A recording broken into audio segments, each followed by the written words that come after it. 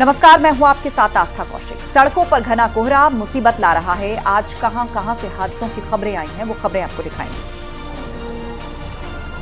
नमस्कार, मैं हूं आपके साथ ऋषभ मणि त्रिपाठी। गुरुग्राम की मॉडल दिव्या पाहूजा की लाश कहां से बरामद हुई, आगे बताएंगे। नमस्कार, मैं हूं आपके साथ अमित गर्ग शुक्ला। मकर संक्रांति पर इस बार किन पतंगों की डिमांड बढ़ी हुई है, ये आपको विस्तार से आगे बताऊंगा।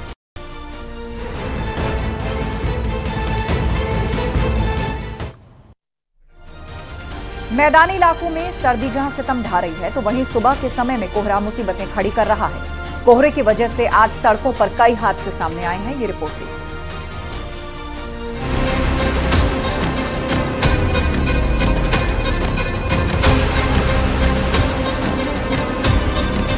कोहरा सड़क पर जानलेवा बन रहा है। आए दिन सड़कों पर एक्सीडेंट देखे जा रहे हैं। ये कानपुर आगरा हाईवे है और सड़क पर हादसा हुआ है। बताया जा रहा है कि यहाँ 3 बसें, ट्रक और कारों की टक्कर हो गई। ये हादसे के बाद की तस्वीरें हैं। गाड़ियाँ क्षतिग्रस्त दिख रही हैं। लोग अपने सामानों के साथ सड़क पर हैं। इस हादसे में एक यात्री की मौत की खबर आई है। वो यात्री दिल्ली से महोबा जा रही बस पर सवार था। बताया जा रहा है कि उसकी तबीयत पहले से भी खराब थी। इन हादसों में करीब 5 लोग घायल बताए जा रहे हैं। इटावा के सिविल लाइन इलाके में कानपुर आगरा हाईवे पर सुबह के समय घना कोहरा था, जिसकी वजह से गाड़ियों की आपस में भिड़ंत हो गई। उसके बाद तो चीख पुकार मच गई। यात्री जान बचाने के लिए भागने लगे। हादसे के बाद सड़क पर जाम जैसे हालात बन गए। सूचना देने के बाद पुलिस भी मौके पर पहुंच गई। बड़ी मशक्कत के बाद रास्ता खाली कराया गया। घायल यात्रियों को डॉक्टर भीमराव अंबेडकर राजकीय संयुक्त चिकित्सालय में भर्ती कराया गया है। जिस तरीके की तस्वीरें यहाँ देखी जा रही है, वह कहीं न कहीं डर पैदा कर रही हैं और इन बसों में जो यात्री सवार थे वो इस वक्त यहाँ पर हाईवे पर खड़े हुए हैं, जिनकी संख्या करीब 200 के आसपास बताई जा रही है। और ये तीनों बसें दिल्ली के आसपास से चली थी। एक बस के बारे में ऐसा कहा गया है कि वह जालंधर से कानपुर के लिए जा रही थी। हम दिल्ली से और पनवाड़ी जा रहे थे और स्लीपर बस थी, तो हम केबिन में खड़े हुए थे क्योंकि बैठने के लिए जगह नहीं थी। तो ये ड्राइवर जो था एक हाथ से मोबाइल पकड़ा था और आगे इसने ध्यान नहीं दिया, तो आगे ट्रक जो 2-3 खड़े हुए थे उसमें जाके इसने ब्रेक नहीं मारा है और सीधे मार ही दिया उसमें। वहीं greater Noida eastern peripheral highway पर भी सड़क हादसे सामने आए। यहाँ भी घने कोहरे की वजह से गाड़ियों की टक्कर हो गई। अमरूद से भरे ट्रक की 3 गाड़ियों के साथ भिड़ंत हो गई। हादसे के बाद पुलिस मौके पर पहुंची। गाड़ी के अंदर फंसे लोगों को बाहर निकाला गया। कुछ यात्रियों के यहाँ भी घायल होने की खबर है। घायलों को अस्पताल पहुँचाया गया है। दादरी थाना क्षेत्र की ये पूरी घटना बताई जा रही है। जिस तरह सर्दी सितम ढा रही है, तो वहीं कोहरा भी संकट खड़ा कर रहा है। दिल्ली एनसीआर में कड़ाके की ठंड के साथ आज कोहरे ने दस्तक दी है और आपको तस्वीरें दिखाना चाहेंगे। सबसे पहले मेरी नजदीकी बिल्डिंग को देखिए।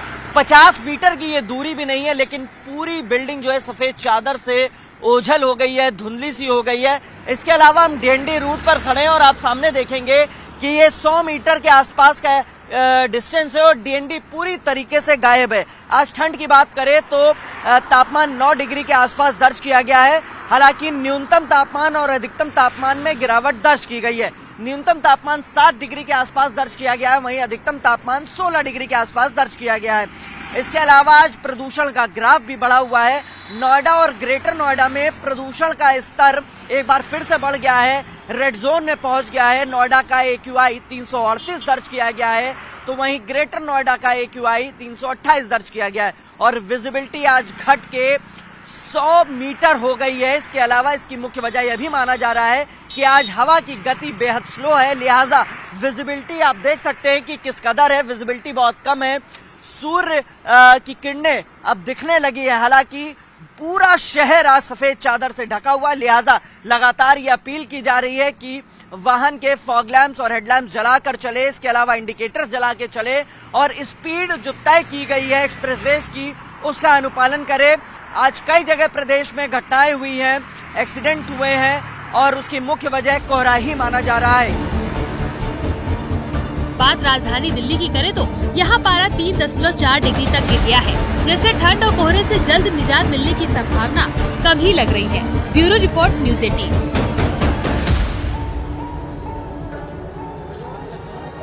गुरुग्राम की रहने वाली मॉडल दिव्या पाहूजा की हत्या कर दी गई थी।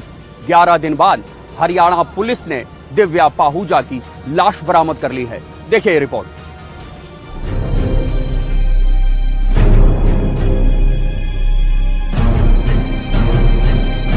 गुरुग्राम के बलदेव नगर की रहने वाली मॉडल दिव्या पाहूजा आखिरी बार इसी होटल में दिखी थी। उसके बाद तो पुलिस ने जमीन आसमान एक कर दिया था, लेकिन उनका शव कहीं नहीं मिला। अब खबर आ रही है कि हरियाणा पुलिस ने दिव्या पाहूजा का शव बरामद कर लिया है। दिव्या का शव फतेहाबाद के भाखड़ा नहर से बरामद किया गया है। एनडीआरएफ की मदद से शव को ढूंढने में कामयाबी मिली। दिव्या की गर्दन के नीचे टैटू बना हुआ है और इसी टैटू की मदद से दिव्या का शिनाख्त किया गया।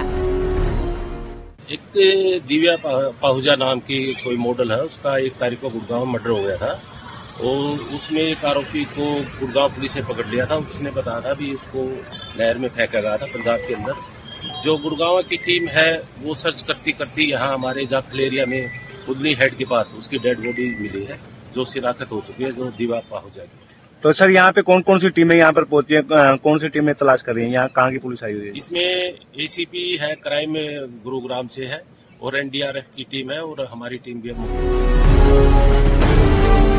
बताया जा रहा है कि दिव्या के घर वालों से शव की पहचान करा ली गई है। 2 जनवरी को दिव्या की गुरुग्राम के होटल सिटी पॉइंट में गोली मारकर हत्या कर दी गई थी। कहा गया कि वो होटल मालिक अभिजीत सिंह के साथ 3 महीने से लिव इन में रह रही थी। हत्या के बाद उसके कुछ वीडियो सामने आए थे, जिसमें एक में दिव्या होटल में एंट्री करती दिखी थी, तो वहीं दूसरी वीडियो में होटल से उनकी लाश को घसीटकर ले जाया जा रहा था, जिसके बाद दिव्या की लाश को BMW में डाला गया था। अभी तक इस मामले में 5 लोगों की गिरफ्तारी की जा चुकी है, जिसमें मुख्य आरोपी अभिजीत सिंह, होटल के कर्मचारी ओम प्रकाश, हेमराज के अलावा बलराज गिल और नजफगढ़ की एक महिला शामिल है। वहीं एक और आरोपी रवि बांगा अभी पुलिस की गिरफ्त से दूर है। सूत्रों के मुताबिक पुलिस पूछताछ में बलराज ने खुलासा किया है कि 2 जनवरी की रात पटियाला संगरूर के बीच में पड़ने वाली भाखड़ा नहर में शव को फेंक दिया गया था। शव को फेंकने के बाद दोनों कार को पटियाला लेकर आई थी, जहां बस स्टैंड की पार्किंग में खड़ा कर दिया गया। बाद में दोनों राजस्थान के उदयपुर भाग गए, फिर वहां से चंडीगढ़ और बाद में पश्चिम बंगाल के हावड़ा पहुंचे और यहीं से बलराज गिल और रवि बांगा दोनों अलग हो गए। दोनों विदेश न भाग जाएं, इसके लिए पुलिस ने दोनों के खिलाफ लुकआउट नोटिस जारी किया था। 11 जनवरी को पुलिस ने बलराज को कोलकाता एयरपोर्ट से गिरफ्तार किया था।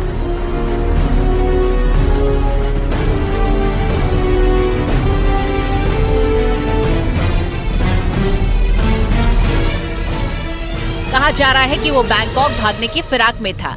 बलराज मोहाली का तो वहीं रवि बांगा हिसार का रहने वाला है। 4 जनवरी को पटियाला से वो कार भी बरामद की गई थी, जिसमें दिव्या की शव को ले जाया जा रहा था।